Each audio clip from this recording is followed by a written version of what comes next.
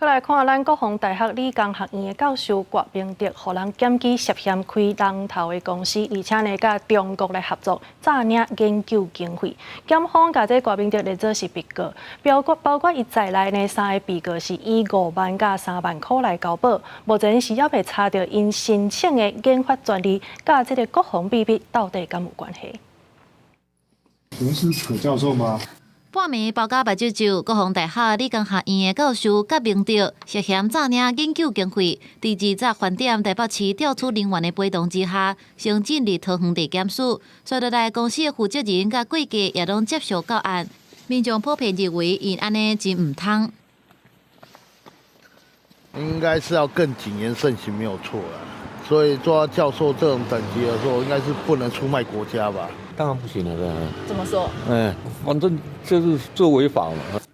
国防大学教授郭明德主持先进系统工程研究中心，自2023年获标出技术涉嫌真济条机密敏感的研究计划，私下开公司甲中国的技术合作，甚至涉嫌诈领研究经费，甲资金投入家己的公司。苏当时担任国防部长的邱国正指出，这是重大的疏失，国防部应该检讨。因若桃检伫接到检举了后，指挥台北市调查处侦办，超被告办公室甲研究室等5个所在，通知被告3个人、证人7个人，由台北市调查处讯问了后，移送地检署复讯。葛姓被告诈欺等案件，经检察官讯问后，以5万元拒保。至于被告申请专利部分，经初步调查，尚未查得专利申请涉及的研发计划与国防秘密有关。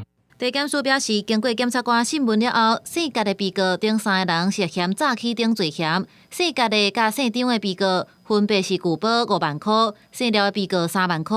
经过初步的调查，还未查到专利申请、牵连的研发计划甲国防的秘密有关系。公司新闻采访报道。